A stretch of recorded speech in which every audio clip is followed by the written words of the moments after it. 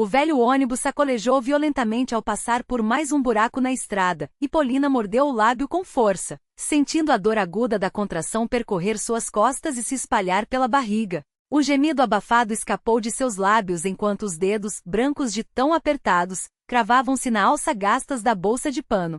Aguenta firme, minha filha, já estamos quase chegando, gritou tio Vasili sem tirar os olhos da pista esburacada, onde os sulcos profundos deixados pelos caminhões de madeira faziam o veículo trepidar como um barco em mar revolto. Seus ombros largos, cobertos por uma camisa xadrez desbotada pelo tempo, balançavam no ritmo do motor cansado daquele paz velho, que resistia mais por milagre do que por manutenção. Havia quanto tempo a bolsa havia estourado? Polina fez as contas mentalmente enquanto outra onda de dor a fazia curvar-se para frente. 3 horas, talvez mais. Ela lembrava vagamente de ter murmurado isso para si mesma quando a primeira contração forte passou, achando que daria tempo de chegar ao hospital antes do almoço. Mas o tempo, como tudo naquela região esquecida, parecia ter desandado junto com as estradas. Tio Vasili era o último motorista que ainda fazia a linha entre Zarexi e a cidade sede do distrito. Depois que a fazenda coletiva faliu, os ônibus pararam de circular, não davam lucro, disseram os homens de gravata nas reuniões. Mas Vasili, com seus 30 anos dirigindo por aquelas mesmas estradas, não teve coragem de abandonar a comunidade. Seguia transportando os poucos que restavam, cobrando quase nada, muitas vezes fiado, naquele veículo que mais parecia um esqueleto de metal mantido vivo à força de arame e boa vontade. Segura mais um pouquinho, minha menina, repetiu ele, lançando um olhar rápido para o rosto pálido de Polina no espelho retrovisor. A estrada estava destruída, os caminhões que levavam toras haviam deixado crateras onde antes havia asfalto, e ninguém mais se importava em consertar. Tudo estava desmoronando, as estradas, os serviços, as pessoas. E o seu marido, cadê ele? Por que não te trouxe? Perguntou Vasili, mais para si mesmo do que para ela. Polina esboçou um sorriso amargo enquanto acariciava a barriga enorme por baixo do suéter surrado, tão desgastado quanto suas esperanças. André estava há 2 meses afogado em vodka. Desde que venderam o trator da fazenda para pagar dívidas e mandaram todo mundo embora, ele havia desistido. O homem quebrava garrafas com a mesma facilidade com que antes consertava máquinas. Uma nova contração a fez calar, tão forte que ela segurou com força o chale de lã entre os dentes para não gritar. Quando a dor afrouxou um pouco, Polina sussurrou, mais para si mesma do que para alguém. Meu Deus, protege a mim e a eles. O ônibus deu um solavanco tão violento que algo dentro dela parece ter se movido. Um grito escapou de sua garganta. Chegamos. Não aguento mais. Vasili pisou fundo no freio diante de um prédio de 2 andares, com a pintura descascada e a placa, maternidade, quase apagada pelo tempo. Já volto, disse ele, pulando da cabine e correndo em direção à entrada, acenando desesperadamente para as enfermeiras que apareciam na porta. Em poucos minutos, ele voltou acompanhado por uma auxiliar de enfermagem de rosto marcado por rugas gentis e uma jovem enfermeira de olhar atento. Então, minha linda, veio ter esse bebê? Perguntou a auxiliar, ajudando Polina a descer com cuidado. Não é a primeira vez, não é mesmo? Terceiro filho, respondeu Polina, arrastando os pés inchados. O cheiro de desinfetante barato e abandono invadia o ar. Ela notou as paredes com tinta descascando, o linóleo rasgado nos cantos e as lâmpadas piscando antes que a levassem para a sala de exame. Lá dentro, uma mulher de rosto cansado, vestindo um jaleco surrado, apresentou-se. Valentina Petrovna, chefe do setor. Sou eu quem vai te atender hoje. Enquanto calçava as luvas, perguntou. Quantos anos você tem, minha querida? 28, respondeu Polina, ofegante, enquanto outra contração a fazia encolher-se. Tira essa roupa rápido e sobe na maca. Suas águas já romperam há horas, ainda por cima em casa. Valentina balançou a cabeça, mas não disse nada. Após um exame rápido, ela se dirigiu à pia para lavar as mãos e ordenou à enfermeira em voz baixa, prepare a sala de parto. E chame a Nina Mikhailona, sozinha não vou dar conta. Polina fechou os olhos, rezando em silêncio. O medo a dominava. Seus outros filhos, Oksana e Gleb, nasceram em tempos melhores, quando o hospital ainda tinha equipamentos, remédios, esperança. Agora, diziam, faltava até o básico. Como se lendo seus pensamentos, Valentina aproximou-se e falou com voz calma, não se preocupe. Há 30 anos ajudo mães a trazer seus filhos ao mundo, comecei ainda na antiga enfermaria rural Deus está conosco. 2 horas de esforço sobre-humano depois, um choro fraco encheu o ar. O suor escorria pelo rosto de Polina enquanto um sorriso exausto surgia em seus lábios. É um menino, anunciou a parteira Nina Mikhailovna, entregando o pequeno corpo trêmulo para a enfermeira. Fortinho, saudável. Antes que Polina pudesse recuperar o fôlego, outra contração a golpeou com força brutal. Polina Georgievna, faz força! Gritou Valentina de repente. Vem outro. O quê? Polina arregalou os olhos, horrorizada. São gêmeos, minha filha. Faz força, agora. O mundo girou. Gêmeos? Como era possível? O ultrassom da clínica rural estava quebrado havia anos, e ela não tinha dinheiro para ir até a cidade. 2 bebês.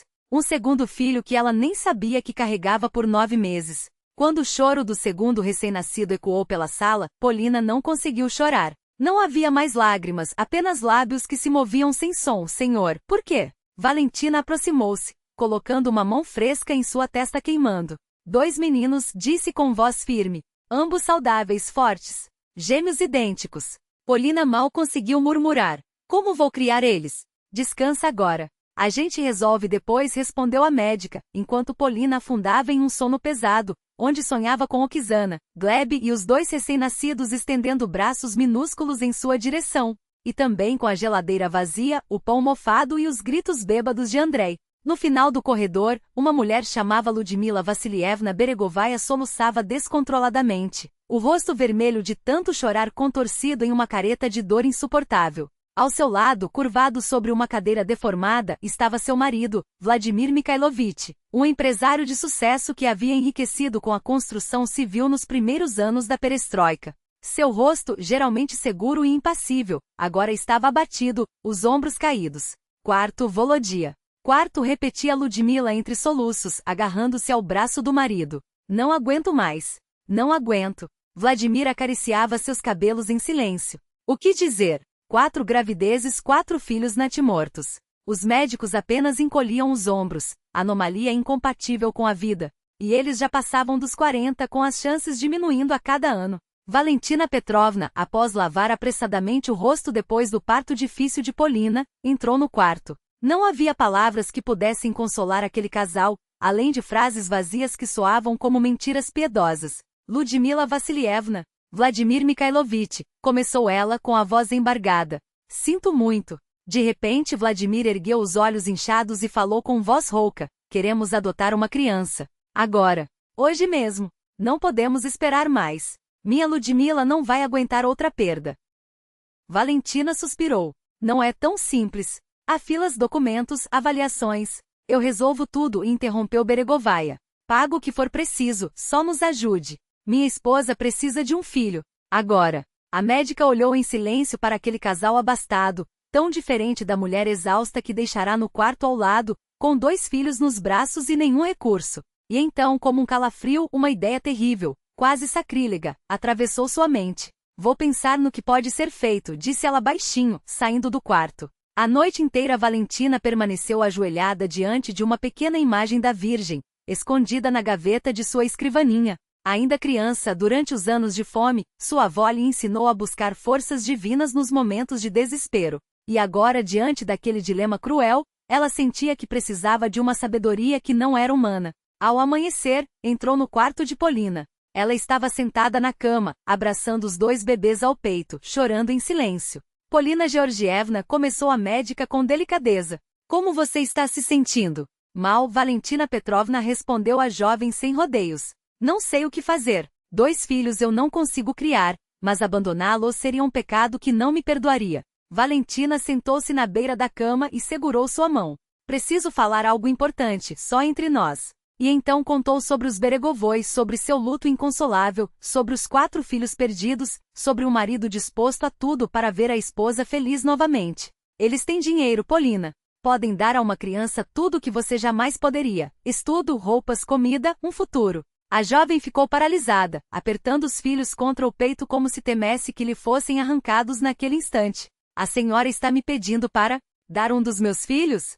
Sussurrou Polina, como se as palavras queimassem sua garganta. A voz tremeu, mas os olhos, úmidos de lágrimas não derramadas, fixavam Valentina Petrovna com uma intensidade desesperada. Estou te oferecendo uma chance de salvar os 2, respondeu a médica firme, sem rodeios. Um fica contigo. O outro vai para mãos que podem dar a ele o que você não consegue. Conheço os Beregovoi. São pessoas decentes. Vão amá-lo como se fosse sangue do próprio sangue. Polina engoliu em seco. Os dedos, antes apertados nos cobertores que envolviam os gêmeos, agora tremiam. E se meu marido descobrir? Sua voz era um fio de som, carregado de um medo genuíno. Ele bebe, mas não é idiota. Vai notar que eram dois. Valentina Petrovna inclinou-se levemente para frente, baixando o tom como se compartilhasse um segredo de estado. Diremos que um não resistiu. Rodes difíceis, você perdeu a consciência, não se lembra de nada. É comum. Ninguém vai desconfiar. Um silêncio pesado caiu sobre o quarto do hospital. Polina olhou para os filhos, adormecidos lado a lado, seus rostinhos quase idênticos na penumbra. Os lábios moveram-se sozinhos, como se as palavras escapassem sem permissão. Eu tinha 6 anos quando a guerra começou, mais para si mesma do que para a médica. Lembro como minha irmã e eu dividíamos um pedaço de pão até a última migalha. Como minha mãe desmaiava de exaustão depois do trabalho no colcóis. Como eu mesma cuidava dos menores enquanto meus pais se matavam de sol a sol no campo. Seus olhos, antes perdidos nas memórias, encontraram os de Valentina Petrovna. Meus irmãos mais velhos mal conseguem se virar. Oksana está no 9º ano, Gleb no 7º.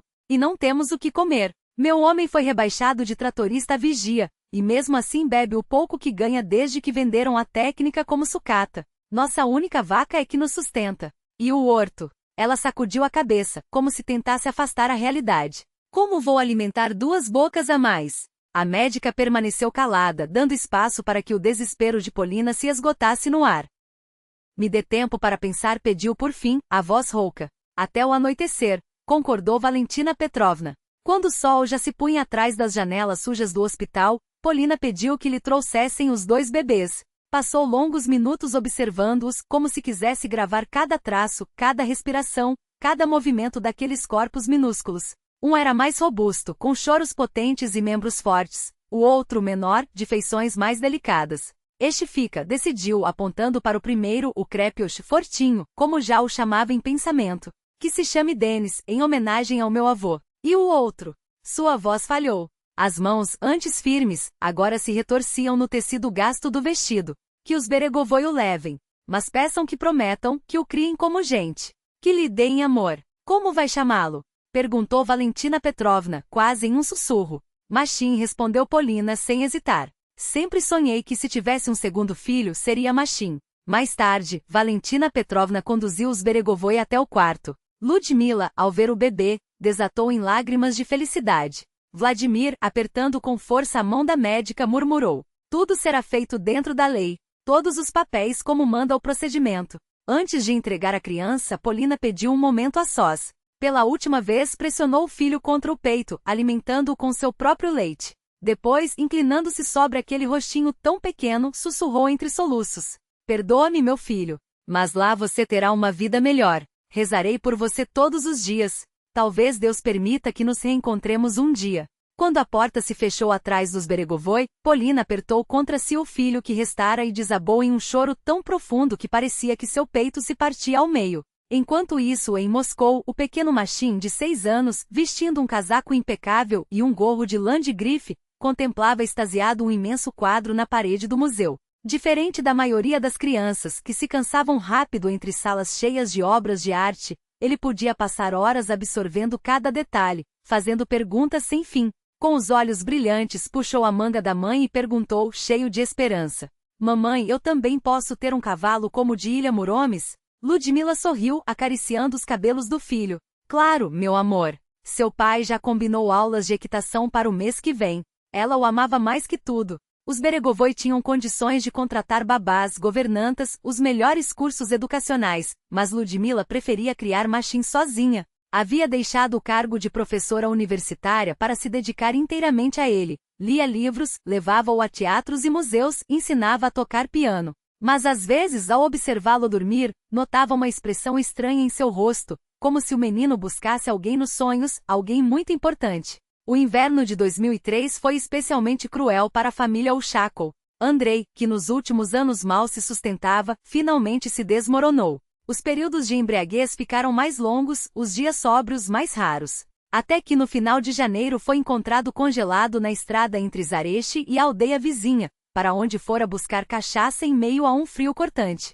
Todo o vilarejo compareceu ao funeral. Apesar do alcoolismo, lembravam de Andrei como um homem bondoso, um tratorista trabalhador que simplesmente não resistiu ao desmoronamento da vida que conhecia. Polina permaneceu junto ao túmulo recém-cavado, segurando a mão de Denis, então com 8 anos.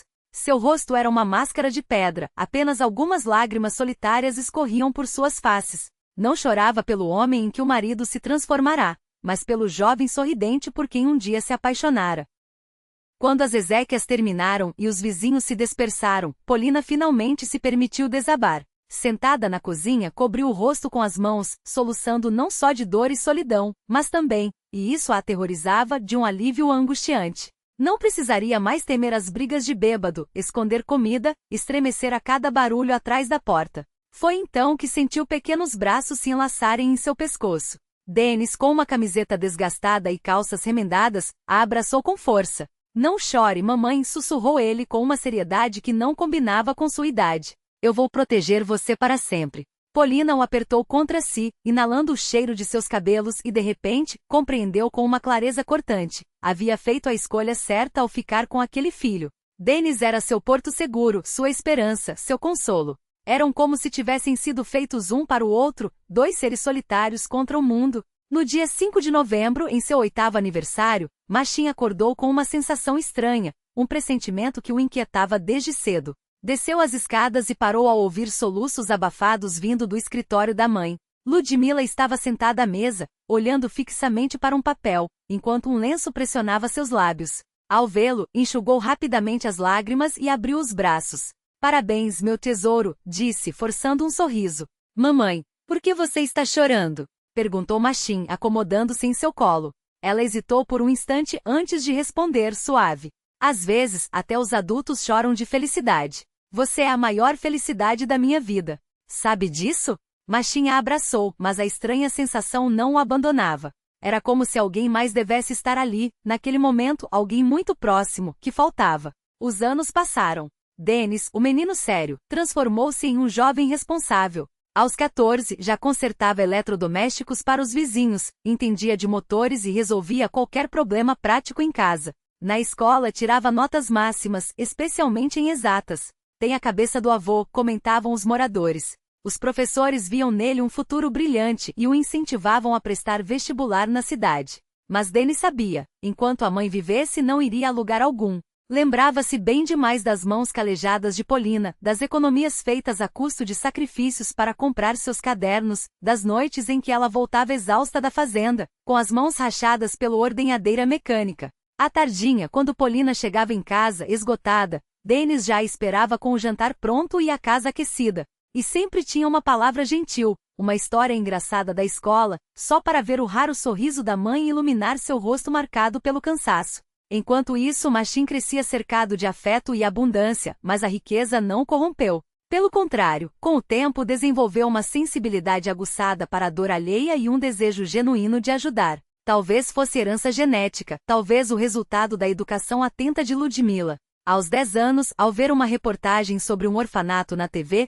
correu até o pai, pedindo para fazer algo pelas crianças abandonadas. Vladimir, comovido pela sinceridade do filho, organizou uma campanha de doações e, mais tarde, tornou-se padrinho do abrigo. Na escola, assim como seu irmão desconhecido, Machin era um aluno exemplar. Os professores elogiavam sua disciplina, inteligência afiada e uma maturidade incomum para a idade. Nos momentos livres dedicava-se à música, ao xadrez, ao estudo de idiomas, mas, às vezes, uma melancolia inexplicável o dominava, especialmente em aniversários e vésperas de Ano Novo. Era como se algo essencial faltasse em sua vida, como se uma parte de si estivesse perdida.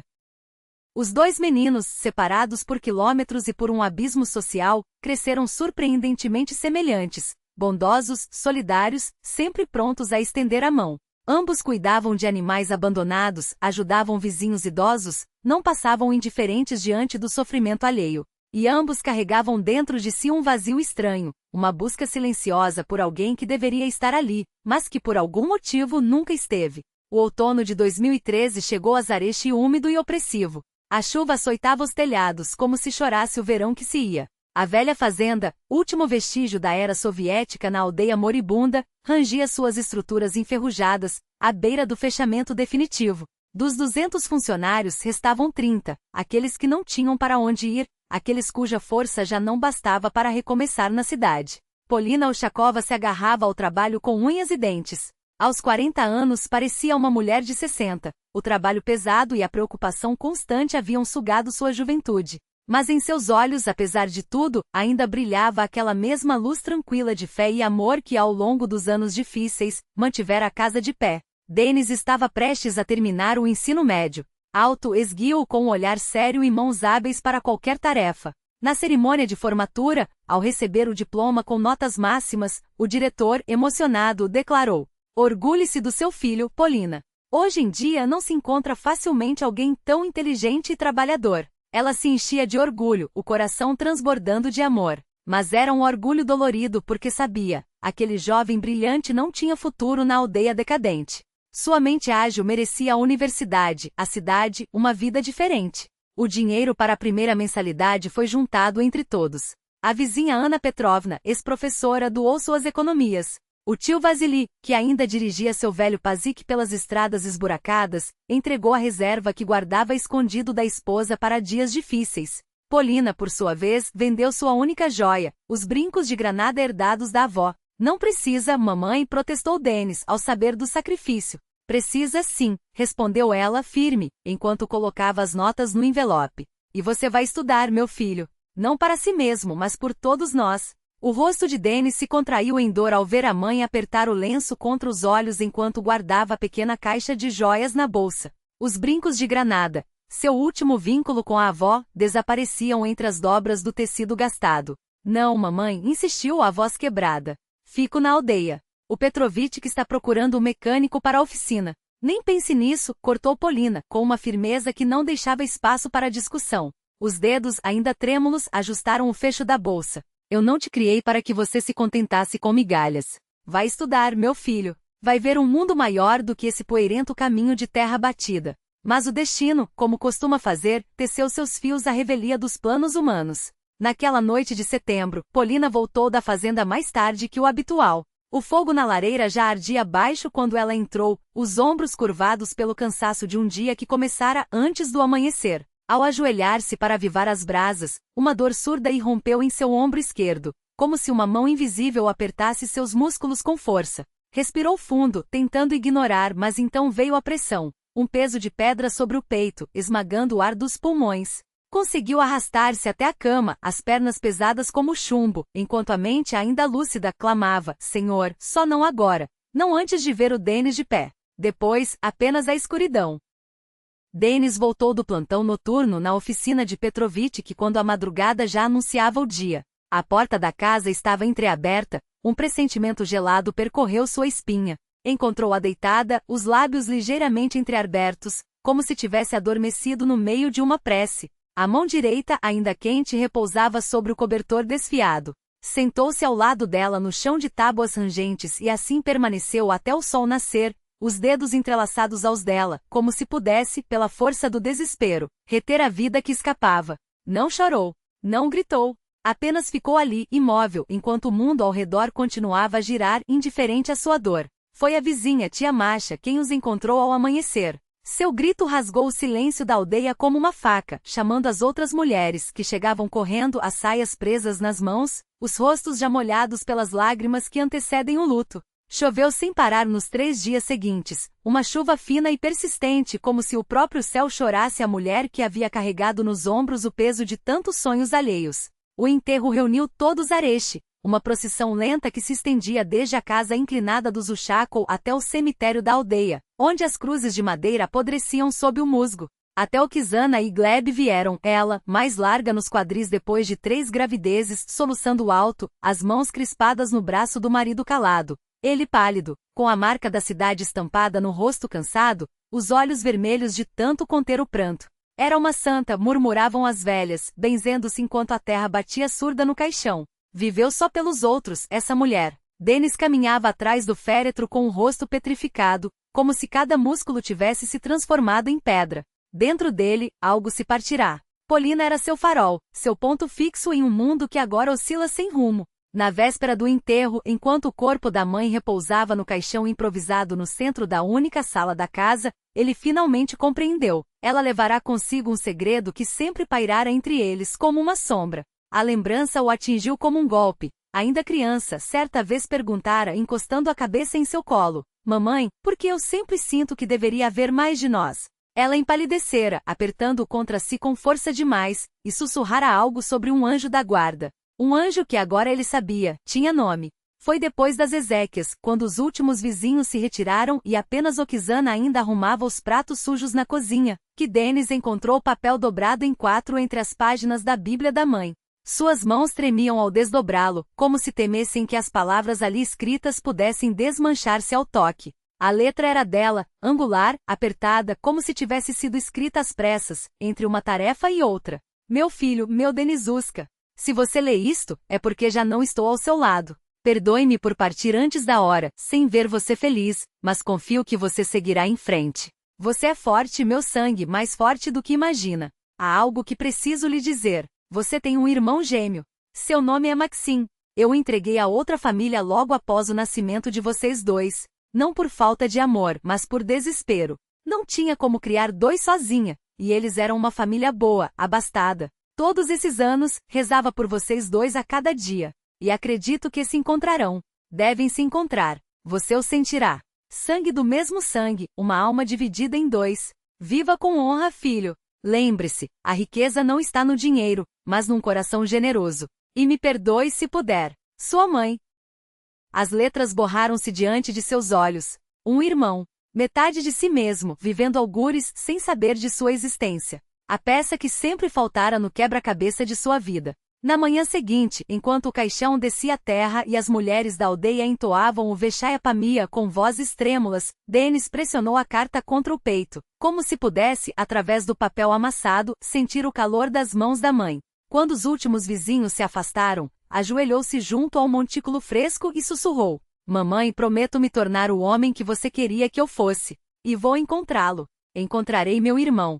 Juro por você. Enquanto Denis Ushakov enterrava a única pessoa que lhe dera um sentido para a vida, a centenas de quilômetros dali, Maxim Beregovoi preparava-se para a formatura no instituto. Sua existência transcorria sobre trilhos de prosperidade, uma faculdade de economia de prestígio, o diploma com distinção, a promessa de um cargo na empresa do pai. Você tem um futuro brilhante, filho, dizia Vladimir Mikhailovich, batendo-lhe no ombro com orgulho. Daqui a 5 anos, será nosso diretor financeiro. Em 10, tudo isso será seu. Maxim sorria em resposta, mas no fundo sentia um vazio estranho, como se tudo aquilo, os estudos, a carreira, até o afeto dos pais, fosse uma peça de teatro em que ele interpretava um papel que não era seu. Uma sensação de deslocamento o perseguia desde a infância, mas tornava-se insuportável a cada 5 de novembro, data de seu aniversário. Nessas ocasiões, uma melancolia profunda o invadia, tão intensa que chegava a doer fisicamente. O que há de errado, filho? Perguntava Ludmila Vasilevna, notando seu estado. Você é bem-sucedido, bonito, inteligente. Tem tudo o que poderia desejar. Não sei, mamãe, respondia ele, sincero. É como se eu não estivesse onde deveria. Como se algo importante estivesse passando ao largo de mim. Ludmila trocava olhares preocupados com o marido. Nunca lhe falará da mãe biológica não por maldade, mas por medo de perder seu amor. E a cada ano, essa omissão pesava mais. Após a formatura, Maxim ingressou na empresa do pai, como planejado, mas logo percebeu que as planilhas e as reuniões de negócios não o preenchiam. A única vez em que sentia uma faísca de alegria genuína era quando se dedicava à filantropia, uma área que ele mesmo propusera desenvolver na construtora. Por sua iniciativa, a Beregovoi Stroi começou a apoiar orfanatos, construir parques infantis e reformar casas de famílias carentes. Maxim visitava pessoalmente os projetos, conversava com as pessoas, e nessas horas, apenas nessas, sentia-se vivo. Você é estranho, comentava o pai, balançando a cabeça. Na sua idade, eu só pensava em ganhar meu primeiro milhão, e você só quer dar tudo embora. Dinheiro não é tudo, papai, respondia Maxim, sorrindo. O importante é ser útil. De onde tirou isso? Indagava Vladimir Mikhailovich, perplexo. Não há ninguém assim em nossa família. Nesses momentos, Ludmila Vasilevna desviava o olhar, escondendo os olhos cheios de culpa. A casa materna, com o telhado torto e as paredes descascadas, resistia precariamente ao tempo. Não havia dinheiro para reformas e os homens do vilarejo, já cansados da vida, afogavam suas mágoas em vodka barata. Vá para a cidade, Denis repetia ao tio Vasily, ainda agarrado ao volante de seu ônibus enferrujado, relíquia de outra época. Aqui não há futuro. E Denis foi. Alugou um canto em um alojamento coletivo, arranjou emprego como mecânico em uma pequena oficina na periferia da cidade-distrito e trabalhou sem descanso, do amanhecer ao anoitecer, pegando plantões extras, economizando cada moeda. À noite, deitado em um colchão afundado, relia a carta da mãe e pensava no irmão. Onde estaria? Como viveria? Saberia ao menos que ele existia? Essas perguntas, junto com as palavras de Polina Georgievna, a riqueza não está no dinheiro, mas em um coração bondoso, aqueciam-lhe a alma nos momentos mais difíceis. Era por isso que, apesar da própria pobreza, Denis ajudava a vizinha do alojamento, uma mãe solteira com um filho doente. Consertava de graça os carros de aposentados conhecidos, dividia seu último pedaço de pão com um cão abandonado que aparecerá na oficina. Você devia pensar em si mesmo, o Chakov resmungava Petrovitch, o chefe da oficina, homônimo do mecânico da aldeia. Olha esses rapazes da sua idade. Já tem família e você? Sempre sozinho. Denis apenas encolhia os ombros. As moças reparavam nele, alto, de mãos hábeis e olhos gentis, mas nenhuma ficava.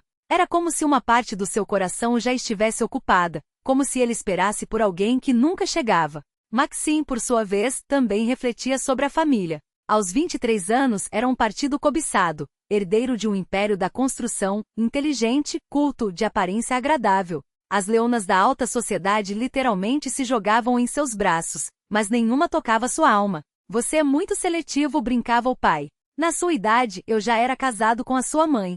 Maxim sorria, mas no fundo sabia, não poderia construir uma família enquanto não resolvesse aquela estranha sensação de vazio que o perseguia desde sempre. Até que certo dia, revirando velharias no sótão da casa dos pais, deu de cara com uma caixa de documentos. Entre papéis amarelados, encontrou uma certidão de nascimento e um papel de adoção. O mundo de Maxim balançou. Ele não era filho biológico dos Beregov. Sua mãe verdadeira chamava-se Polina Georgievna Ushakova, de uma aldeia chamada Zarechi, e seu pai, Andrei Stepanovich Ushakov. Milhares de perguntas giraram em sua cabeça. Por que o haviam entregado? Por que os pais nunca lhe contaram a verdade? Teria irmãos? Irmãs? Ludmila Vasilievna o encontrou no sótão, segurando os documentos com mãos trêmulas. Ao ver o que ele lia, empalideceu e levou a mão ao peito. Maxim, meu querido, por que não me contaram? Perguntou ele, erguendo os olhos. Tínhamos medo de perdê-lo, respondeu Ludmila com a voz embargada. Você é nossa felicidade, nossa luz. Sonhávamos tanto com um filho, e eu não conseguia levar uma gravidez adiante. Quem é ela? Indagou Maxim, apertando a certidão. Minha mãe verdadeira? Ela me abandonou? Não, meu Deus, não! Exclamou Ludmila. Ela o amava muito. Simplesmente não tinha condições. Criava os filhos sozinha, na miséria mais absoluta. E quando vocês nasceram, ela hesitou, vocês dois. Maxim levantou-se de um salto. Eu tenho um irmão? Ludmila cobriu o rosto com as mãos. Sim, um gêmeo. Ela ficou com ele e sua voz falhou e entregou você a nós, para que pelo menos um de vocês vivesse com dignidade. Maxim afundou-se em um baú velho, tentando absorver aquelas palavras. Um irmão. Um gêmeo. Era daí que vinha aquela sensação constante de incompletude? Era por isso que sempre lhe faltava algo? Preciso encontrá-lo, declarou firme. Tenho medo de que seja tarde, murmurou Ludmila. Sua mãe verdadeira faleceu no ano passado. Viu o anúncio no jornal local. Maxim fechou os olhos, sentindo algo se romper dentro de si. A mulher que lhe dera a vida partirá sem sequer vê-lo adulto. Mas o irmão tinha que estar vivo. Vou encontrá-lo, disse, levantando-se. Mesmo que precise virar o mundo de cabeça para baixo. A manhã de abril estava úmida e cinzenta. Uma chuvisca fina transformava o asfalto em um espelho que refletia o céu baixo e as árvores ainda sonolentas após o inverno. Denis Ushakov curvava-se sobre o capô aberto de um velho Lada, inalando o cheiro familiar de óleo e metal, aromas que para ele eram mais reconfortantes que o pão caseiro. Ali na periferia do distrito, trabalhava havia 3 anos. Do barracão ao lado, ecoava a voz rouca de Petrovitch, xingando um fornecedor de peças defeituosas. Não venha me encher a paciência, Semyon Tite. Já é a 3ª vez que você manda pastilhas de freio ruins. O Ushakov aqui não deixa ninguém sair com porcaria, nem que o mundo acabe. Denis sorriu, enxugando as mãos na franela.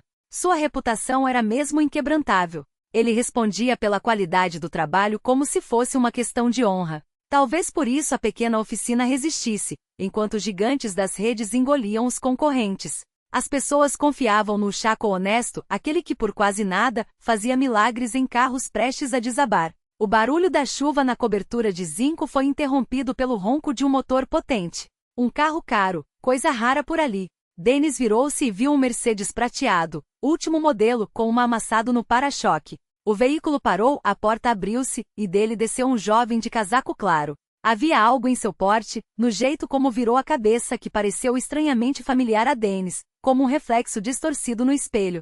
Bom dia, cumprimentou o recém-chegado, sacudindo o casaco molhado. Indicaram esta oficina. Não sei se vocês trabalham com importados.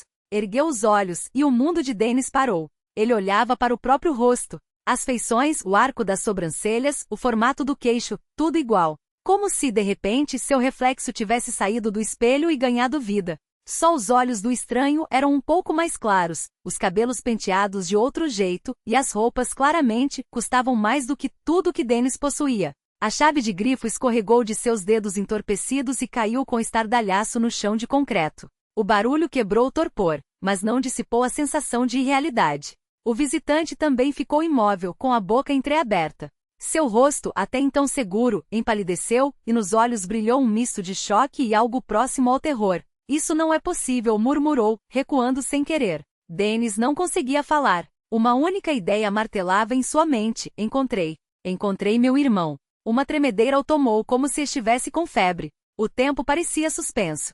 Petrovic apareceu na porta do barracão, gritou algo, mas nenhum dos dois ouviu.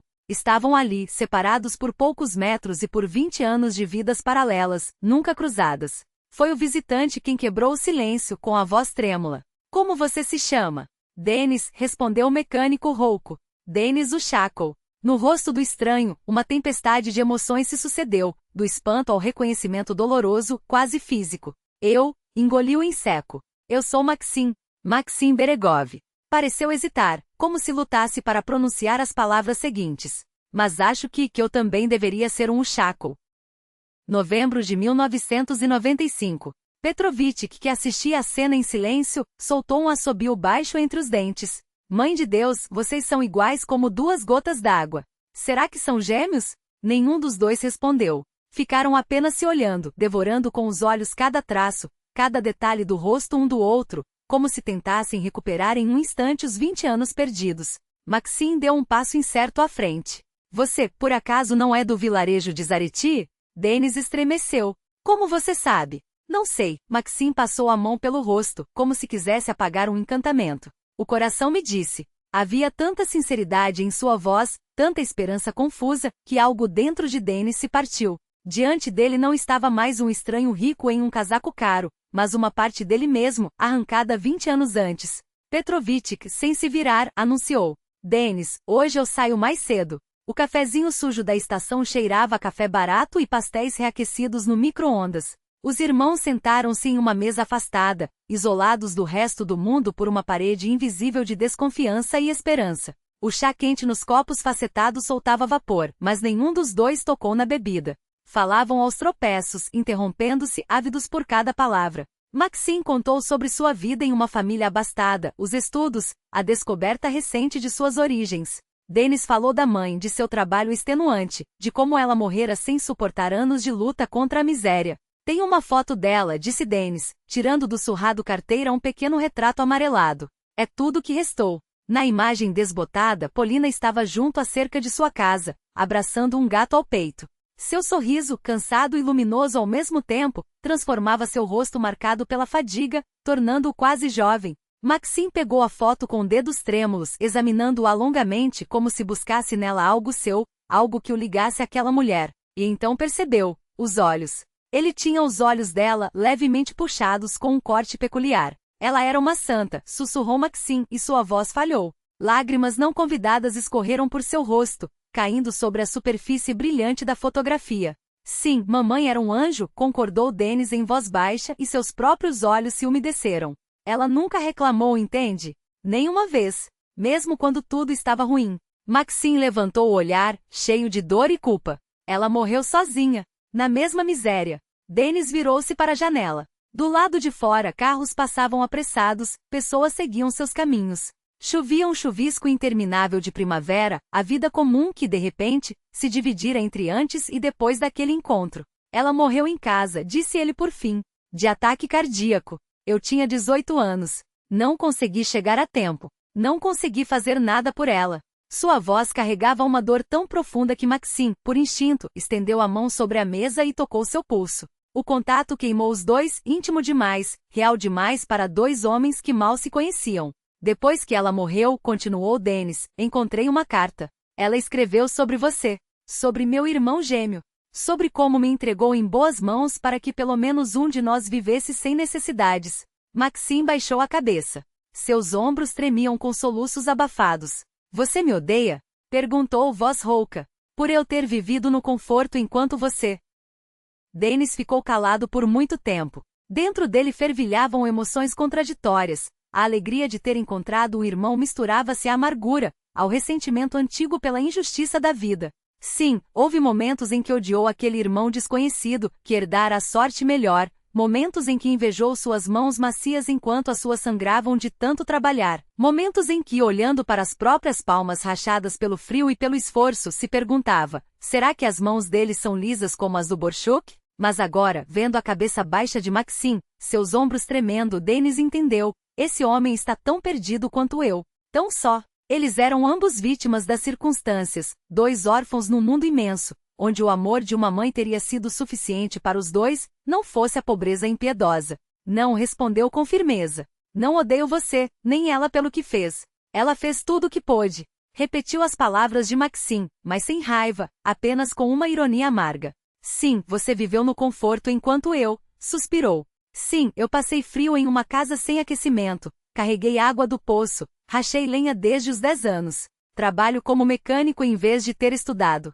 Mas sabe, um sorriso sem alegria apareceu em seus lábios. Não trocaria um único dia ao lado da mamãe por todas as riquezas do mundo. Maxine levantou o rosto molhado de lágrimas. Me perdoe, irmão. Juro que se soubesse teria encontrado vocês. Teria dado tudo, só para que ela estivesse viva. Já é tarde, balançou a cabeça Dennis. Tudo já aconteceu. Mas agora. Não terminou a frase, mas Maxine entendeu. Agora nos encontramos. Agora não estamos mais sozinhos. Os irmãos ficaram em silêncio, olhando um para o outro através da barreira invisível de destinos diferentes, de vidas distintas. Mas a cada minuto, aquela barreira ficava mais fina. Notavam os mesmos gestos, a inclinação idêntica da cabeça, hábitos que se repetiam. A natureza, separada pelos homens, reclamava seu lugar. Você sabe quem ajudou mamãe a entregá-lo aos seus pais? Perguntou Maxine, quando as primeiras emoções se acalmaram. Quem organizou tudo isso? No leter, ela mencionou a médica-chefe Valentina Petrovna Svetlaya, respondeu Dennis. Mas não sei se ainda está viva ou onde. Precisamos encontrá-la. Vamos encontrá-la, disse Maxine, decidido. Preciso saber toda a verdade. Dennis assentiu. Eu tentei, mas não tenho muitos recursos. Ela se aposentou da maternidade há anos, e a nova administração não dá nenhuma informação. Eu tenho contatos, Maxine sorriu pela primeira vez na conversa. Acho que juntos conseguiremos. Naquele sorriso, Dennis viu de repente sua mãe. A mesma luz, a mesma doçura. Algo apertou seu peito, a garganta se fechou. Juntos, repetiu ele rouco, estendendo a mão sobre a mesa. Seus dedos se entrelaçaram em um aperto forte, que se transformou em um abraço. Ficaram ali, no meio do pequeno café, sem se importar com as lágrimas ou os olhares curiosos. Dois homens que acabavam de recuperar a parte mais importante de si mesmos. Vamos encontrá-la, sussurrou Maxine. Venha à minha casa amanhã. Anotou o endereço e um telefone em um guardanapo. Começaremos as buscas juntos. Quando saíram, a chuva havia parado. Entre as nuvens rasgadas, os primeiros raios de sol tímidos refletiam-se nas poças, no asfalto molhado, nas gotas penduradas nos galhos. Parecia que a própria natureza celebrava o reencontro de dois corações separados havia 20 anos. O sol de julho derretia o asfalto quando o Mercedes prata de Maxine parou em frente a um velho prédio de 5 andares na periferia da cidade. O ar tremeluzia sobre os telhados, e pelas janelas abertas entravam fragmentos de vidas alheias, risadas de crianças, sons de televisão, o cheiro de borscht vindo de alguma cozinha. Dennis mexeu-se desconfortável no banco de couro. 2 semanas de buscas os haviam levado até ali, a um prédio descascado da era soviética, perdido entre outras construções iguais e sem rosto. Em algum lugar no 3º andar morava a mulher que 20 anos antes havia dividido seus destinos. Maxim desligou o motor. Pronto? Denis assentiu em silêncio. Em 2 semanas haviam aprendido a se entender sem palavras. Como se 20 anos de separação tivessem se dissolvido em um instante, e a conexão profunda que une gêmeos desde o ventre materno tivesse voltado. O prédio os recebeu com o cheiro persistente de gatos e repolho cozido, uma mistura que se colava às paredes descascadas, marcadas por palavrões rabiscados apressadamente. Os corrimãos, gastos pelo tempo e por milhares de mãos, brilhavam em pontos onde o esmalte havia se apagado há décadas. Maxim franziu o senho não por nojo, mas por uma culpa surda que lhe apertava o peito. A ideia de que seu irmão gêmeo, metade de sua própria alma, havia crescido naquele ambiente entre mofo e desespero, era como uma faca que girava devagar em suas entranhas. Pararam no 3º andar, diante de uma porta desgastada, o número 47 quase apagado pela tinta que descascava. Do outro lado, abafada, chegava uma melodia de piano, notas suaves quase imperceptíveis, como se alguém tocasse com medo de ser ouvido. Chapin, murmurou Maxim, tão baixo que mal se ouviu. Denis virou-se para ele, surpreso. Como você sabe? Escola de música. Maxim encolheu os ombros, constrangido. A mãe, Ludmila Vassilievna, insistiu. A palavra mãe ficou presa em sua garganta como um espinho. Denis entendeu o conflito sem que fosse preciso explicá-lo. Para Maxim, agora existiam 2 mulheres com esse título, uma que o gerou, outra que o criou. E ele não sabia como conciliar essas 2 verdades em um só coração. A música cessou quando Denis pressionou a campainha. Ouviu-se um arrastar de pés pelo corredor, lento, hesitante. A porta abriu-se devagar, revelando uma mulher pequena, de cabelos brancos como neve, mas com as costas retas como uma régua e olhos agudos, capazes de perfurar almas. Valentina Petrovna, ex-chefe de medicina do hospital de Radom, já nos 80, mas com a mente tão límpida quanto o escalpelo que um dia empunhara e mãos ainda firmes demais para sua idade. Ela os olhou, primeiro um, depois o outro, e seu rosto pálido perdeu o pouco de cor que lhe restava. Agarrando-se ao batente da porta, balbuciou. Bose Mors, senhora Valentina? Maxim estendeu a mão, pronto para ampará-la caso desabasse. A senhora não está bem? Não, não. Ela se endireitou com um esforço visível, passando os dedos trêmulos pelos cabelos. É só que, por um instante, voltei 20 anos no tempo. Para aquela noite em que vocês nasceram. Recuou, abrindo passagem para a penumbra do corredor. Entrem. Eu os esperava. Esperava há uma vida inteira. O apartamento de Valentina Petrovna era um oásis inesperado naquele prédio decadente. Móveis antigos de madeira escura, estantes repletas de livros que tocavam o teto, quadros em molduras pesadas e nem um grão de poeira sequer. Nada do abandono que costuma tomar as casas de idosos solitários. Sentaram-se na cozinha apertada, onde cortinas desbotadas filtravam uma luz amarelada e uma geladeira Ziele roncava como um trator velho, sacudindo os copos de chá de porcelana com filetes dourados. Sempre soube que se encontrariam, disse Valentina, servindo o chá com mãos que, apesar dos anos, não tremiam. Um laço como o de vocês não se rompe. Nem a morte o quebraria. A senhora se lembra daquela noite? Denis inclinou-se para a frente ansioso. Quando nascemos? Um sorriso amargo tocou os lábios da velha médica. Isso, meninos, não se esquece. Atendi milhares de partos, mas o de vocês. Fez uma pausa, como se mergulhasse em águas profundas. Foi diferente. Tomou um gole de chá antes de começar, como se as palavras precisassem ser umedecidas para sair. Sua mãe, Polina, chegou ao hospital em um ônibus velho do Colhóis, sozinha, sem o marido. Pálida de dor e medo. Na enfermaria ao lado, Ludmila Beregovaya jazia depois do 4º parto sem vida. 4 filhos natimortos, entendem? Seu marido, Vladimir, homem rico, desmoronava. Tinha tudo, menos a única coisa que desejava. Valentina Petrovna calou-se por um instante, como se reorganizasse as memórias. Quando você nasceu, olhou para Denis, e depois você virou-se para Maxim, 2 meninos saudáveis, senti que era um sinal. Polina mal conseguia sustentar os 2 filhos mais velhos. O marido bebia sem parar. Como criaria mais 2? E os Beregov, suspirou. Pessoas boas. Desesperadas por um filho. E a senhora propôs que ela desse um de nós. Maxim falou baixo, como se temesse a resposta. Sim. A médica baixou a cabeça. A decisão mais difícil da minha vida. Jurei o juramento de Hipócrates, mas sua voz falhou. Vi mães jogarem recém-nascidos no lixo por desespero. Vi crianças morrendo de fome. Os anos 90 foram um inferno. Seus olhos encontraram os de Dennis. Por 3 dias Polina chorou sem parar. Não comia, não dormia. Só chorava. Até que disse, que pelo menos um dos meus filhos seja feliz. Não quero que ambos passem fome. Dennis cerrou os punhos até os nós dos dedos ficarem brancos. Era como se visse a mãe ali, exausta, dilacerada por uma escolha impossível. Ela mesma decidiu qual de vocês ficaria, continuou Valentina. Achou que você, Dennis, era o mais forte. Virou-se para Maxim. E você? Ela o entregou aos Beregov, mas antes pediu 1 hora sozinha. Amamentou-o, sussurrou coisas que só uma mãe sabe, chorou. E me deu este envelope. Se um dia ele quiser saber a verdade, entregue a ele. Levantou-se com um gemido surdo e voltou com uma caixa de madeira vermelha. Abriu-a com cuidado, tirando um envelope amarelado selado com lacre. Suas mãos, que já haviam segurado vidas, tremiam agora. Ela vinha me ver todo ano, murmurou. Perguntava, como está o meu Maxim? Eu contava o pouco que sabia pelos Beregov. Ela se alegrava em saber que você tinha uma vida boa. Suspirou. Quando morreu, jurei guardar esta carta até que você a lesse. Maxim pegou o envelope com dedos trêmulos. Por longo tempo apenas o observou, como se temesse que as palavras dentro queimassem. Dennis, ao seu lado, não aguentou a tensão. Leia em voz alta. Sua voz estava rouca. Ela escreveu para mim também.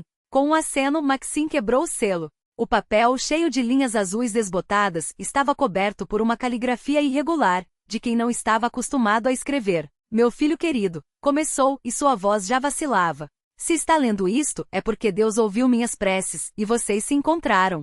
Parou, engolindo em seco. Dennis apoiou a mão em seu ombro, e Maxim, após uma respiração profunda, continuou. Perdoe-me por tê-lo dado a estranhos. Não foi por falta de amor, mas por demais amor. Quis que tivesse comida, roupas, estudos. Rezei por você todos os dias. Ame seu irmão. Cuidem um do outro. Sua mãe, que sempre pensou nos dois.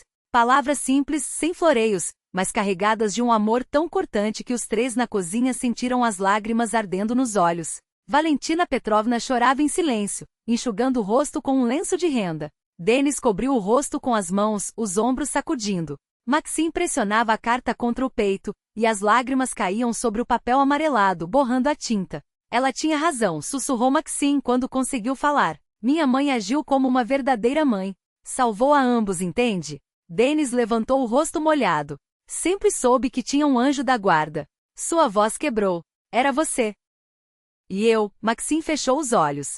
Sempre senti um vazio. Como se uma parte minha estivesse perdida. Era você. Valentina Petrovna os observava com uma mistura de tristeza serena e alegria clara. Seus próprios filhos haviam se espalhado por outras cidades, visitando-a raramente. Mas ali à sua frente estavam 2 jovens unidos por um fio invisível, mais forte que sangue, que distâncias, que o próprio tempo. Agora estaremos sempre juntos, disse Dennis, abraçando o irmão. Nada nos separará de novo. Naquela mesma noite, Dennis cruzou pela primeira vez o portão da casa dos Beregov, uma mansão espaçosa em um condomínio de luxo. Suas calças jeans gastas e a camisa simples o faziam sentir-se fora de lugar, como um intruso em um mundo que não era seu. Mas Ludmila Vasilievna, ao abrir a porta, não lhe deu tempo para hesitar. Lançou-se sobre ele, apertando-o contra o peito com uma força que quase o sufocou. Rodnoi Moi. Choramingava entre lágrimas. Como você se parece com o nosso Maximucha. As palavras o atingiram como um soco. Dennis não esperava aquele acolhimento. Imaginara que os pais adotivos de Maxim o receberiam com hostilidade. Que seus divanes e revistas, admitiu Dennis rindo. Mas só se você prometer não colocar nenhuma daquelas plantas falsas que a sua Ludmila Vasilievna adora. O irmão mais velho jogou um lápis nele brincalhão, e o riso ecoou pela varanda, misturando-se ao farfalhar das últimas folhas que resistiam aos galhos. Era estranho, mas natural, como se sempre tivessem trabalhado juntos. Maxim, com sua formação em administração, trazia a visão do negócio, fluxos de caixa, marketing, atendimento ao cliente. Dennis, com suas mãos calejadas e anos de ofício, garantia a qualidade técnica. Um complementava o outro, pensou Maxim, observando como o irmão manuseava as ferramentas com precisão cirúrgica. Era como se o destino, depois de os separar por tanto tempo, agora os unisse não apenas pelo sangue, mas por uma habilidade compartilhada, a de criar algo do nada. Você acha que Vladimir Mikhailovich vai topar ser nosso sócio? Perguntou Maxim, girando a caneta entre os dedos. Seu pai também, tinha oferecido não apenas o emprego, mas apoio financeiro para o projeto. Uma chance que Dennis nunca imaginara ter. Ele já topou, respondeu Dennis secamente. Disse que é hora de a família investir no futuro. E que se a gente vai meter a mão na massa, ele confia. Mas tem uma condição. Maxine ergueu as sobrancelhas. Que a gente não brigue por causa de dinheiro. Dennis imitou a voz grave de Vladimir e os dois riram novamente. Dinheiro divide irmãos, filhos dividem fortunas. Vocês já perderam tempo demais. O sol da tarde pintava de dourado os campos ao redor e o ar cheirava a terra úmida e folhas secas. Era um cheiro de início, não de fim. Maxine olhou para as próprias mãos, antes lisas, agora com calos novos, marcas de óleo sob as unhas. Não eram mais as mãos de um executivo, mas também não eram as de um homem perdido. Eram as mãos de alguém que finalmente tinha um lugar. E a Oksana? Perguntou, depois de um silêncio. Ela ainda não nos perdoou por sumirmos por tanto tempo sem avisar. Dennis suspirou, passando os dedos pelo cabelo. Ela não precisa perdoar. Só precisa saber que a gente está aqui agora. Fez uma pausa. Ontem ela ligou. Disse que a menina mais nova, a Lisa, pergunta todo dia quando os tios gêmeos vão voltar. Acho que isso é perdão suficiente. Maxine sorriu, sentindo o peso quente da carta da mãe no bolso. 2 almas, um só caminho, escrevera ela, como se pressentisse que um dia, os filhos se encontrariam não apenas pela memória, mas pela vida que construiriam juntos. Então está decidido, disse, batendo a palma da mão sobre os projetos. Abrimos em 3 meses. E nada de desistir quando a primeira peça não encaixar. Quem disse que eu desisto? Dennis ergueu as sobrancelhas, desafiador. Eu que ensinei você a não desistir, lembra? Era verdade. E não era só sobre carros ou negócios ou mesmo sobre família. Era sobre viver, essa coisa obstinada, teimosa que sua mãe lhes havia legado no sangue. Maxine olhou para o horizonte, onde o céu começava a se tingir de roxo. A noite chegaria como sempre chegava, mas desta vez não os encontraria sozinhos. 3 meses, repetiu, estendendo a mão. Dennis a apertou, firme. 3 meses. E sem divanes de veludo. Divãs, então, cedeu Dennis, mas o nome fica sendo meu. Maxine abriu um sorriso largo. Irmãos Ushakov. Soava perfeito. Foi decisão unânime usar o sobrenome da mãe para o negócio. Não seria um monumento de granito, mas algo vivo, pulsante, uma prova de que seu sacrifício não havia sido em vão. A pequena empresa crescia a passos rápidos. Vladimir Mikhailovich os ajudara com a papelada e o capital inicial, mas o resto era por conta deles. Dennis cuidava da parte técnica, contratava mecânicos, comprava equipamentos, fiscalizava cada reparo com olho clínico. Maxine assumirá as finanças, o marketing e o atendimento aos clientes. Você não faz ideia de como é parecido com ela, comentou Dennis certa vez, observando o irmão acalmar um cliente furioso. A mãe também tinha aquele dom, encontrar as palavras certas para os mais difíceis, até mesmo o pai, em seus acessos de fúria, se aquietava com um único olhar dela. Maxine congelou por um instante, fitando seu reflexo na vidraça. Passará a vida buscando traços dos pais adotivos e nunca os encontrara. Agora descobria que carregava dentro de si a essência de uma mulher que jamais conhecera. Conte mais sobre ela, pediu, a voz baixa. O que ela gostava? Como era? E Dennis contava, nas noites longas em que ficavam no escritório depois do expediente ou nos fins de semana, quando iam a Zareche limpar a casa antiga. Falava de como a mãe cantava enquanto estendia a roupa no quintal, de seu riso jogando a cabeça para trás, das lágrimas que escondia, achando que ninguém via. Depois foi a vez de Maxine compartilhar o que sabia. Abriram os livros e Dennis, com sua inteligência natural e sede de conhecimento, recuperou o tempo perdido em meses. Você precisa de um diploma, insistia Maxine. Com essa cabeça, é crime não ter conseguido uma vaga para ele no curso noturno de engenharia da Universidade Técnica. Dennis resistiu no início, já tenho quase 20 anos, que estudo é esse? Mas logo se envolveu. Em pouco tempo, os professores destacavam suas habilidades excepcionais. Viu? Sorria Maxine quando o irmão trazia outra nota máxima. Você é um gênio da engenharia se perdendo aí. A primeira a entrar em suas vidas foi Ana, uma jovem enfermeira do hospital distrital. Chegou ao autocenter em um Fiat velho, herdado do avô, que mais respirava do que andava. Mesmo assim, ela cuidava do carro com uma dedicação comovente e Dennis, ao inspecioná-lo, não pôde evitar um sorriso. Quanto vai custar? Perguntou Ana quando o diagnóstico terminou e em sua voz havia a resignação de quem já se preparava para o pior. Muito, respondeu Dennis com honestidade. São dias de trabalho. Ela empalideceu, mordeu o lábio. Talvez, em parcelas. Posso pagar um pouco todo mês. Havia algo em seu tom, no olhar direto dos olhos cinzentos, na forma como endireitou os ombros para enfrentar o golpe, que lembrou Dennis da mãe. Ela também nunca pedia descontos, só prazos. Sabe de uma coisa? Disse ele, surpreendendo a si mesmo. Vou consertar seu carro eu mesmo, nas horas vagas à noite. Cobro só as peças. Ana o olhou desconfiada. Por quê? Dennis deu de ombros. A minha mãe me ensinou a ajudar pessoas boas. Assim começou sua história, com o motor consertado, um olhar grato e um convite desajeitado para um café. Ana era do mesmo barro que Polina Georgievna, trabalhadora modesta com uma fibra interna que nem a pobreza nem a solidão conseguiram quebrar. Criada pela avó em uma aldeia próxima a Zareche, ficara órfã cedo, lutara sozinha, formara-se enfermeira, arrumara emprego no hospital e alugava um quarto no alojamento. Quando Dennis a levou para conhecer Maxim, este assobiou admirado. Irmãozinho, você encontrou nossa segunda mãe. Dennis corou, mas não negou. Ana de fato tinha algo de Polina, a mesma leveza ao andar, os gestos das mãos, a maneira de falar baixo, mas com peso. Ela aceitou a história em comum dos irmãos com compreensão e calor, ouviu, assentiu e disse apenas, então era para ser assim. Vocês se encontraram, logo estava certo. E Dennis soube, era ela a pessoa com quem caminharia até o fim. Já Natália entrou na vida de Maxim como um vento fresco, inesperado, transformando tudo ao redor. Era professora na escola rural para onde os irmãos foram com uma ação beneficente, consertar o ônibus escolar e doar computadores. Ah, então vocês são os famosos irmãos Ushakov, disse ela, estendendo a mão.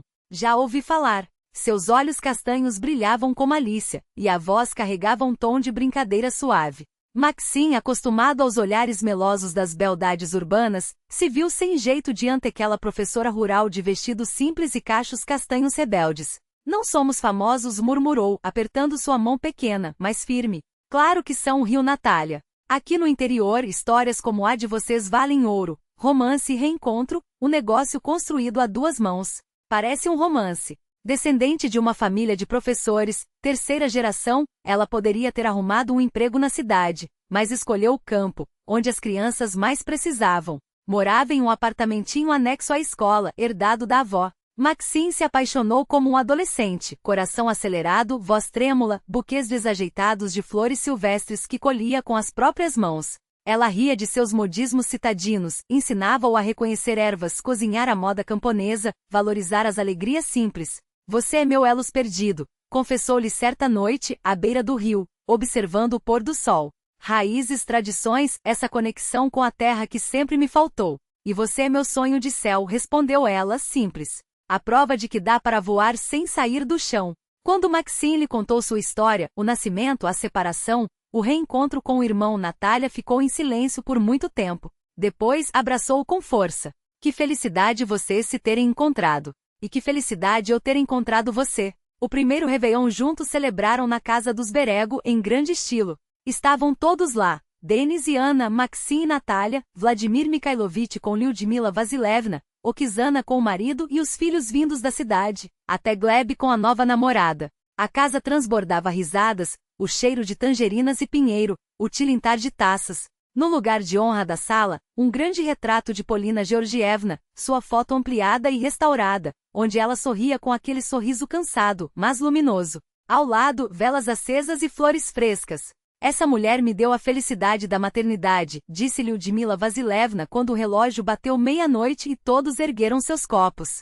Agradeço a ela pelo meu filho todos os dias. E a nós, deu um ao outro, completou Dennis, abraçando o irmão pelo ombro. Por você, mamãe. Está vendo? Estamos juntos, como você queria. Todos se calaram, olhando para o retrato.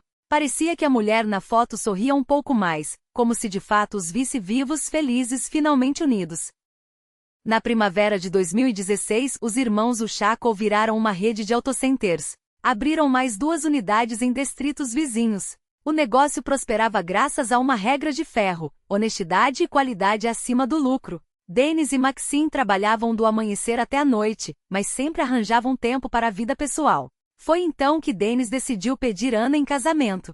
Fez isso no mesmo lugar onde tudo começara, ao lado do Fiat velho, agora reluzente, no pátio da oficina. Você me ensinou que carros também têm alma, disse, ajoelhando-se com a caixa aberta. E a minha só bate direito desde que você entrou nela.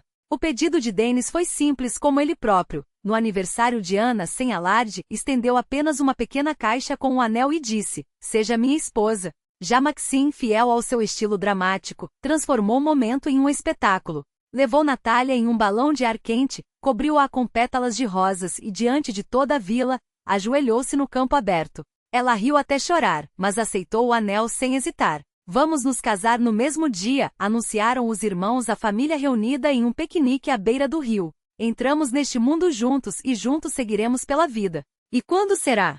perguntou Lyudmila Vassilievna com os olhos brilhantes de emoção. 5 de novembro de 2017, respondeu Maxim. "No dia do nosso aniversário, quando completaremos 22 anos. Vladimir Mikhailovich aproximou-se, pousando as mãos nos ombros dos filhos. "As bodas serão por minha conta." "As duas." E sem discussão acrescentou, vendo que Denis abria a boca para protestar: "Tenho o direito de mimar meus filhos." A preparação virou um projeto familiar. Oksana assumiu a organização do banquete, tinha o dom de alimentar um exército com poucos ingredientes. Gleb ficou responsável pela música e pela animação. Lyudmila Vassilievna cuidou da decoração do salão, enquanto Vladimir Mikhailovich tratava do restaurante e da documentação.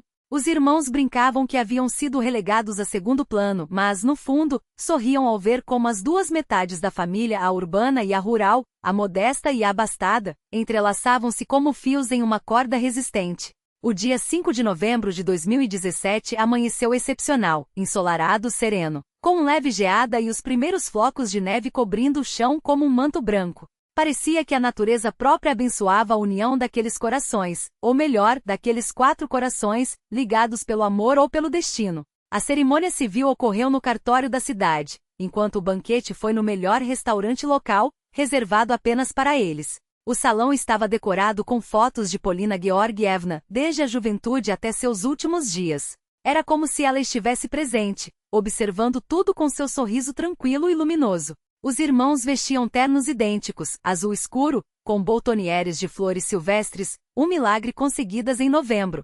Ana escolheu um vestido simples, marfim, enquanto Natália optou por um modelo mais elaborado com rendas e cauda, mas ambas irradiavam uma felicidade que ofuscava qualquer detalhe dos trajes. Foi Vladimir Mikhailovich quem os conduziu até o altar, ou melhor, até a mesa do oficial. Não era mais um homem jovem, mas caminhava entre eles com um orgulho que parecia ter sido guardado para aquele instante. "Cuidem delas", disse, entregando as mãos dos filhos às noivas. "Elas são o que temos de mais precioso." Depois dos votos, das alianças e das assinaturas, depois dos gritos de Gorko, que ecoaram pelo salão, os convidados seguiram para o restaurante. Lá, entre flores, música e risadas, começou a verdadeira festa, com canções, danças, lágrimas de emoção e brindes que misturavam memória e esperança. O primeiro foi feito por Vladimir Mikhailovich. Ergueu-se, copo em mãos, e olhou para os rostos atentos. Por Polina Georgievna começou com a voz embargada. "Pela mulher que, com seu amor, uniu nossas famílias. Pela mãe que deu o mais valioso que tinha para que seus filhos fossem felizes. Ela não está aqui, mas vive nos corações destes rapazes", apontou para Denis e Maxim, "e viverá em seus filhos e netos." Todos se levantaram, erguendo os copos. Muitos tinham os olhos úmidos não de tristeza, mas daquelas lágrimas claras, purificadoras, como se a própria Polina os tivesse tocado com sua mão materna, abençoando e perdoando. Um ano depois, em outubro de 2018, o destino reservou aos irmãos outra surpresa. Ana e Natália, quase ao mesmo tempo, anunciaram que esperavam filhos. Alguns meses depois, o ultrassom revelou: seriam gêmeos. Em ambas. "São os genes", riu a obstetra, diante das expressões atônitas dos irmãos. Gravidez múltipla costuma ser hereditária. Em abril de 2019, com 3 dias de diferença, nasceram 2 duplas de gêmeos, André e Vladimir, filhos de Denis e Ana, Polina e Lyudmila, filhas de Maxim e Natália. Os nomes foram uma homenagem aos que deram vida, aos que uniram destinos. Quando as crianças completaram 1 mês, as 2 famílias foram a Zarechi e prestar homenagem àquela que, de certa forma, tornará tudo possível. No lugar da cruz de madeira, agora havia um monumento de granito com a inscrição: "A Mãe Amada dos Filhos Gratos."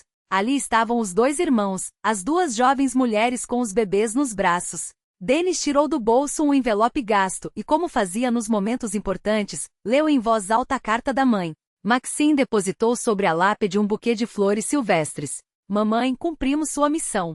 Amamos e cuidamos uns dos outros." E nossos filhos também vão se amar e se proteger, eu prometo. Ana embalava o pequeno Andrei, uma cópia em miniatura do marido. Natália ninava a Tini Polina, cujos traços já deixavam entrever a semelhança com a mulher do retrato. Olhem, disse Denis, abraçando esposa e filho. Nossos filhos terão o que nós não tivemos. Crescerão juntos como irmãos de verdade. Uma grande família. Maxim ficou ao lado, com o braço ao redor de Natália. Seus olhos, tão parecidos com os da mãe, fitavam o céu sem nuvens daquela primavera. Ela deve estar olhando por nós lá de cima, sorrindo, murmurou. Sempre soube que nos encontraríamos. E assim termina essa história de amor, sacrifício e reencontros, que nos mostra como os laços do sangue e do coração podem se entrelaçar de maneiras que nem sempre compreendemos à primeira vista. A escolha de Polina, tão dolorosa quanto corajosa, nos faz refletir. Até onde iríamos pelo bem daqueles que amamos? Será que teríamos a mesma força para abrir mão de algo tão precioso, se soubéssemos que esse gesto traria paz e felicidade? Cada um de nós carrega suas próprias respostas, moldadas pelas experiências, pelos medos e pelas esperanças. Talvez a verdadeira lição esteja justamente aí, no reconhecimento de que o amor, em sua forma mais pura, nem sempre se mede pelo que retemos, mas pelo que somos capazes de soltar. Se esta narrativa tocou seu coração, leve-a adiante. Compartilhe com quem possa precisar de um lembrete sobre a resiliência do espírito humano ou sobre a beleza dos novos começos.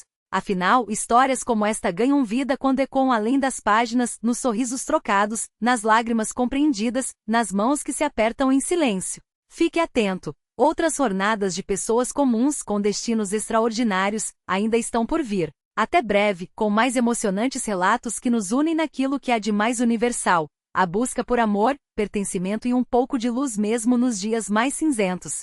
Que sua vida seja repleta de saúde, de afetos verdadeiros e daqueles pequenos momentos que no fim são os que mais importam.